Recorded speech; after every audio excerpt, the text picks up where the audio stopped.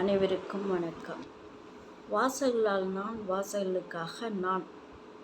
கதை ஒன்று சொல்லட்டுமா? அதாவது ஒரு பையன் கல்லூரியில் படித்து கொண்டிருந்தான். அவன் பெற்றோர்கள் எதையுமே கவனத்தில் கொள்ள மாட்டார்கள், சாதாரணமாக எடுத்துக்கொள்வார்கள். பழையதை நினைத்து வருத்தப்பட்டு கொண்டு உட்கார்ந்து கொண்டு மேற்கொண்டு செயலில் செய்யாது இருக்க மாட்டார்கள். ஒவ்வொன்றையும் படிப்படியாக செய்து கொண்டே இருப்பார்கள். ஆனால் தங்களுக்கு ஒரே மகன், அவன் பெயர் அகிலன். அவன் இப்பொழுதுதான் கல்லூரியில் நுழைந்திருக்கின்றான், பொறியியல் கல்லூரியில் நுழைந்திருக்கின்றான். எதற்கெடுத்தாலும் சிறு வயதிலிருந்தே கடந்து போனதை நினைத்தே வருத்தப்பட்டு கொண்டிருப்பான். ஐயோ, நான் இப்படி மார்க் எடுத்திருந்தால் நான் இப்படியாக இருக்கலாமே, அப்படி எடுத்திருந்தால் இப்படியாக இருக்கலாமே என்று சொல்லிக்கொண்டே இருப்பான். பெற்றோர்கள், நீ கடந்ததை நினைத்து வருந்தி கொண்டிருந்தால், உன் சிந்தனைகள் அதிலேயே மூழ்கி கொண்டிருந்தால், மேற்கொண்டு எதிர்காலத்தில் என்ன செய்யலாம் என்று நினைக்க கூட முடியாது, நினைத்து பார்க்க முடியாது. மேற்கொண்டு நீ அந்த செயலை எப்படி செய்வாய் என்று சொன்னார்கள். அம்மா, அப்பா, நான் என்ன அதை மறக்க நினைத்தாலும் என்னால் மறக்க இயலவில்லை. இதே நினைப்பு வந்து கொண்டிருக்கின்றது. கடந்த கால நினைவுகளே என் மனதில் வந்து கொண்டிருக்கின்றது. என்ன செய்யட்டும் என்று சொன்னான். நீ கொஞ்சம் கொஞ்சமாக மறக்க நீதான் முயற்சி செய்ய வேண்டும் என்று அடிக்கடி அன்பாக சொல்லுவார்கள். இருவர்களும் மூவரும் ஒன்றாக தான் உணவு அருந்துவார்கள்.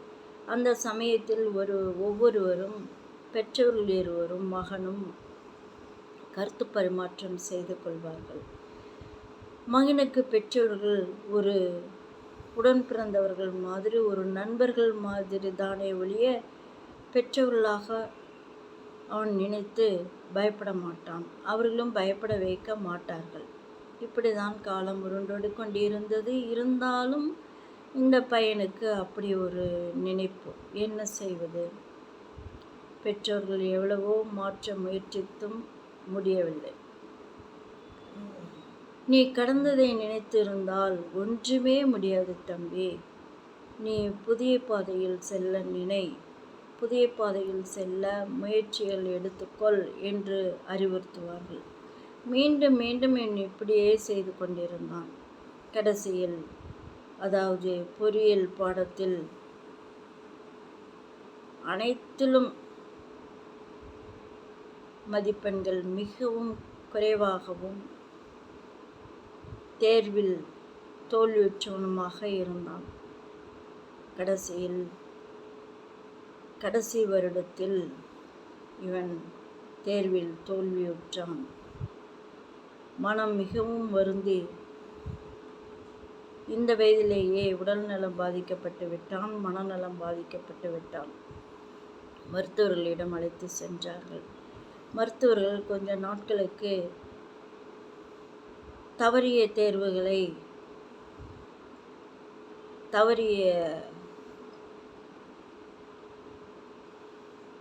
இதை விட்டுவிடுங்கள், தயவு செய்து விட்டுவிடுங்கள். மீண்டும் அந்த பையன் படிப்பை தொடர வேண்டாம். உங்களுடைய தொழில்தான் இருக்கின்றது, பெரிய கம்பெனி, பனியன் கம்பெனி, அதை நிர்வகித்து கொள்ளட்டுமே என்று சொன்னார். என் பையன் என்ன சொன்னாலும் கேட்க மாட்டேன் என்று அடம்பிடிக்கின்றானே, படித்து முடித்துவிட்டு கம்பெனிக்குள் நுழைகிறேன் என்று சொல்கின்றானே என்று மிகவும் வருந்தினார்கள். அந்த பையனிடம் மருத்துவர், தம்பி, இப்பொழுதே நீ முடிக்க வேண்டும் என்ற அவசியமில்லை, ஒவ்வொரு பாடமாக எழுதி தேர்வில் வெற்றி பெற்றுவிடலாம் என்று பக்குவமாக எடுத்து சொன்னார். சரி என்று சொன்னான். சரி என்று சொல்லிவிட்டு வீட்டில் வந்து அமர்ந்து சோகமாக இருந்தான். அதை பெற்றோர்கள் வெளியில் அழைத்து கொண்டு சென்றார்கள். இப்படியே வெளியில் அழைத்து கொண்டு செல்லவும், ஊர்களுக்கு செல்லவும், விழாக்களுக்கு செல்லவும், பூங்காக்களுக்கு செல்லவும், கோயில்களுக்கு செல்லவும், இப்படி பல இடங்களுக்கு சென்று வருவதுமாக இருந்தார்கள். அவனுடைய மனநிலை மாறியது.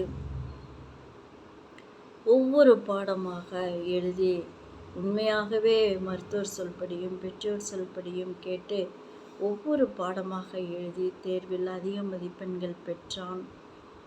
பொறியியல்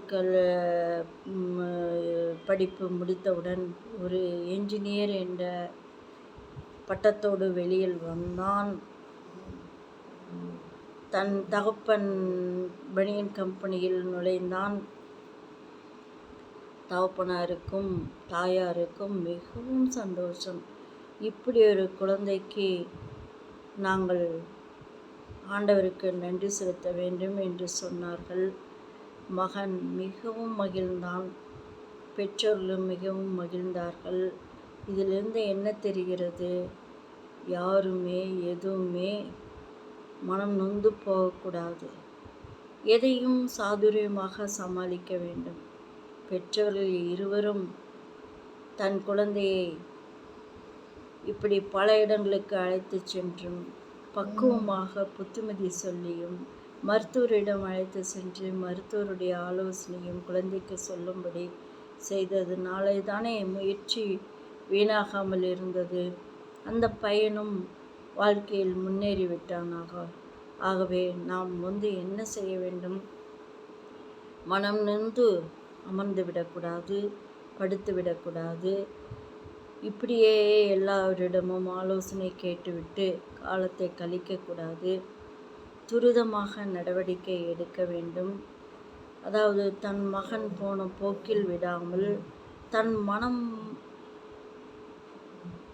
எப்படி இருக்கின்றது, உன் மனம் எப்படி இருக்கின்றது என்று தன் மகனினுடைய மனநிலையை அறிந்து அதற்கேற்ற அப்படி பக்குவமாக சொல்லி பல விதங்களில் முயற்சி செய்து மகனை தேற்றிவிட்டார்கள் அல்லவா? இது மகனுக்கும் சந்தோஷம், பெற்றோர்களுக்கும் சந்தோஷம் தானே. இதிலிருந்து என்ன தெரிகின்றது? நாம் எதையும்